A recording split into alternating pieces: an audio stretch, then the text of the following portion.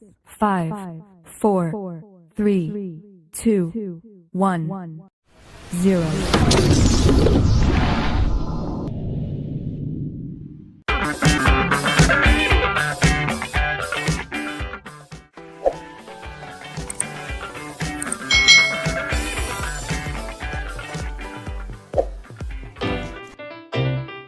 Nah anak-anak, sekarang kita akan melanjutkan ke tematik kelas 2, tema 5, subtema 1, pembelajaran 4. Tadi setelah kita mempelajari mengenai pembelajaran 3, hari ini kita akan masuk juga ke pembelajaran 4. So everybody, don't lose your focus, take your pencil and don't forget, hari ini kita ada catatan penting mengenai puisi. Jadi anak-anak mohon dicatat mengenai informasi yang akan Miss berikan nanti. Oke.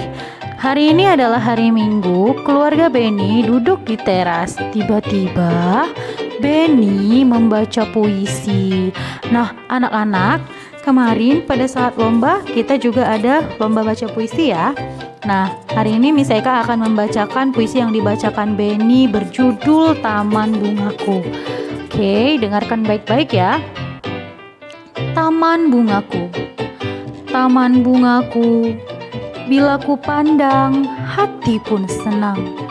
Tamanku cantik, sangatlah menarik. Taman bungaku, berserilah selalu. Jangan pernah kau layu, karena aku kan bersedih seduh. Oh angin dari segala rindu, mampirlah ke tamanku, sebarlah harum bungaku ke segala penjuru. Nah, itu tadi adalah puisi yang dibacakan Benny berjudul Taman Bungaku, karya Ni Komang Juniati dari SDN 5 Jungatan. Nah, anak-anak, ingat dalam membaca puisi kita tidak boleh membacanya seperti kita membaca teks paragraf. Jadi kalau kita membaca puisi harus ada yang namanya intonasi, kemudian juga ada ekspresi. Oke? Kak, Benny mau bertanya, apa perbedaan puisi dengan bukan puisi? Ya, silahkan. Puisi ditulis dalam bentuk bait. Bait terdiri atas baris-baris. Bukan puisi bila bentuknya paragraf. Banyak barisnya tidak ditentukan. Lalu pilihan kata dalam puisi kias, padat, dan indah. Nah, jadi di sini Benny menanyakan tentang apa itu puisi. Lalu kakak Benny pun menjelaskan tentang pengertian puisi itu anak-anak. Nah, jadi hari ini kita akan mempelajari mengenai puisi. Miss Eka mau anak-anak catatkan penjelasan yang akan Miss Eka jelaskan berikut.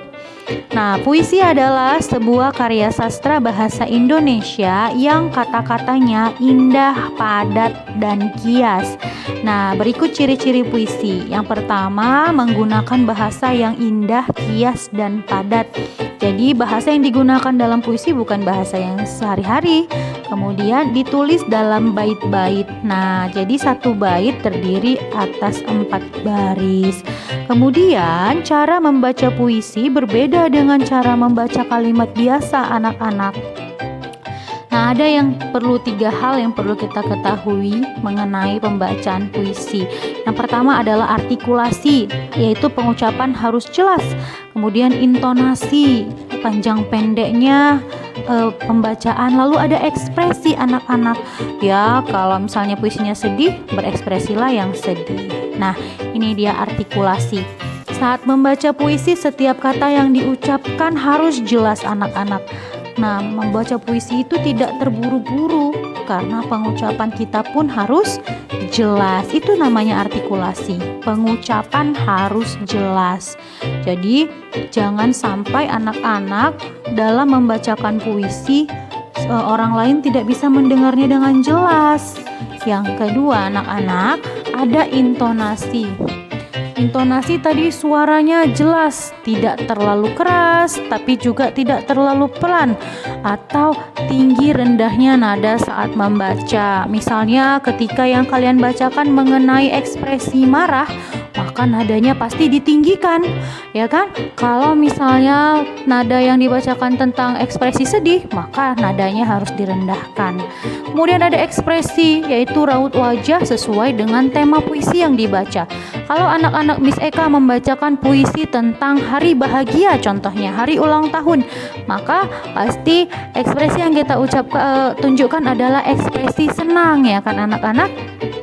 Tapi kalau misalnya anak-anak ingin berpuisi tentang kesedihan, atau tentang duka, pasti ekspresi yang kita tunjukkan pun harus ekspresi sedih. Jadi ekspresi yang kita keluarkan atau raut wajah yang kita tunjukkan harus sesuai dengan tema puisi dari anak-anak Miss semua. Jadi sudah boleh nih berlatih membaca puisi di rumah ya. Setiap puisi ada kata-kata indah. Kita akan bersama-sama memahami makna atau arti dari sebuah kata. Nah, jadi setiap kata anak-anak itu mempunyai arti. Kita boleh melihatnya dari kamus bahasa Indonesia. Nah, contohnya kata cangkul. Apa sih arti cangkul itu? Nah, kalau anak-anak punya kamus di rumah, boleh lihat pengertian kata cangkul, ya kan? Nah, ini adalah gambar cangkul. Jadi, cangkul itu adalah alat untuk menggali dan mengaduk tanah. Nah, Miss Eka yakin anak-anak Miss semua sudah pernah melihat cangkul, ya kan? Kemudian selanjutnya ada kata siramilah. Nah, siramilah berasal dari kata siram atau menyiram, siramilah. Nah, siramilah itu artinya adalah mencurahkan air, ya kan? Kalau kita mau menyiram sesuatu kan kita mencurahkan air nih. Lalu ada kata tumbuh. Nah, tumbuh, bertumbuh, ya kan? Coba lihat di situ ada gambar anak-anak yang bertumbuh menjadi orang dewasa, kemudian tanaman kacang hijau yang semakin bertumbuh, lalu telur ayam yang bertumbuh menjadi ayam. Nah, jadi ada macam-macam bentuk pertumbuhan nih. Nah, jadi kata tumbuh artinya bertambah besar. Lalu selanjutnya nih kita cari arti kata bermekaran. Nah, biasanya yang bermekaran itu adalah bunga-bunga, ya kan? Dari kuncup dia berubah mekar menjadi bunga yang cantik. Nah, jadi bermekaran artinya mulai berkembang dan menjadi terbuka, ya kan? Jadi kita lihat bunga yang kuncup tadi terbuka dia. Nah, berkembang kan? Itu dia tadi arti kata bermekaran. Lalu ada kata berkicau. Biasanya apa nih nak yang berkicau? Ya kan, ada burung-burung nih yang biasanya berkicau. Nah, berkicau artinya bunyi burung, ya kan? Ada kucing yang berkicau? Tidak ada. Jadi yang berkicau hanya burung-burung saja. Nah, itu tadi beberapa arti dari kata-kata. Kita lanjutkan. Ayah mengajak ibu, kakak, dan Beni gotong royong. Gulma banyak tumbuh di taman bunga. Apa itu gulma anak-anak? Gulma adalah rumput liar ya. Nah, apa yang sedang dilakukan Beni dan keluarganya? Pernahkah kamu melakukannya? Nah, kira-kira anak-anak Miss pernah nggak melakukan gotong royong di rumah bersama orang tua? Pasti pernah ya. Apalagi kemarin menjelang Natal dan Tahun Baru pasti sama-sama memperbaiki rumah atau membersihkan rumah. Beni memupuk tanaman. Beni bersama kakaknya bekerja sambil bernyanyi. Beni dan kakaknya menyanyikan lagu Lihat Kebunku. Nah, anak-anak pasti semua pernah dengar lagu Lihat Kebunku ya. Mari kita nyanyikan bersama-sama.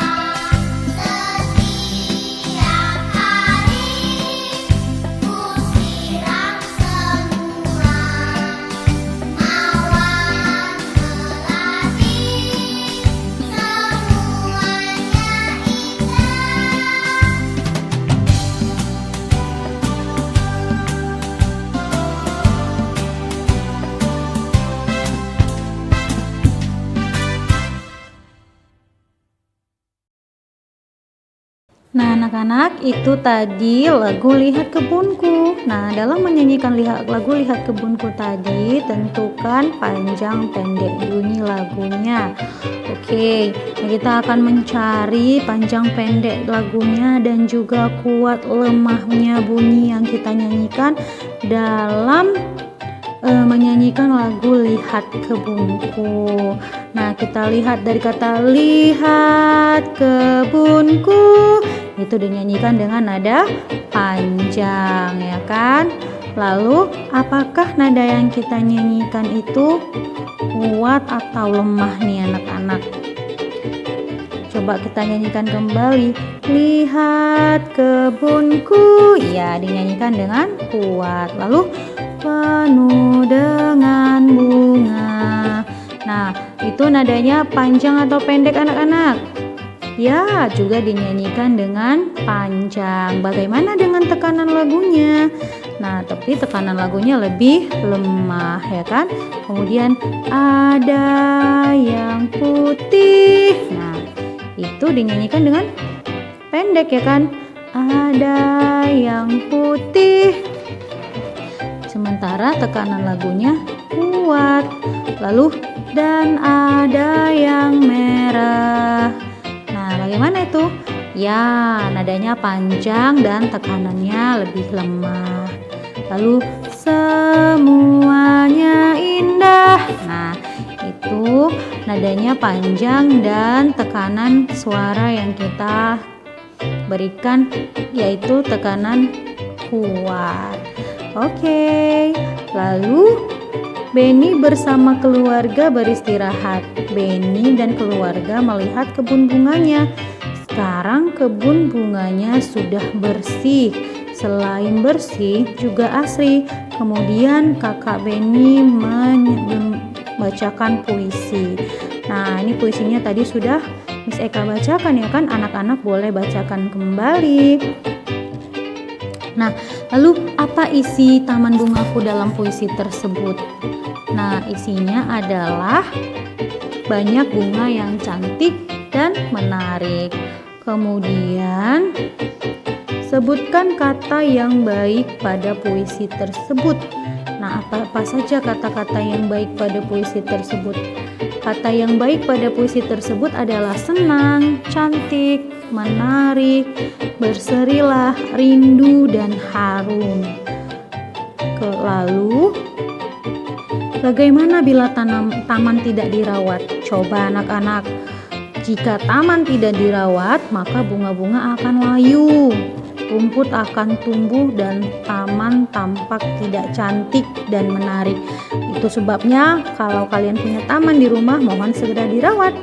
Lalu bagaimana cara merawat tamannya? Nah, banyak sekali caranya, yaitu dengan menyirami tanaman dengan teratur, menyiangi rumput yang tumbuh. Menyiangi itu mencabut ya anak-anak.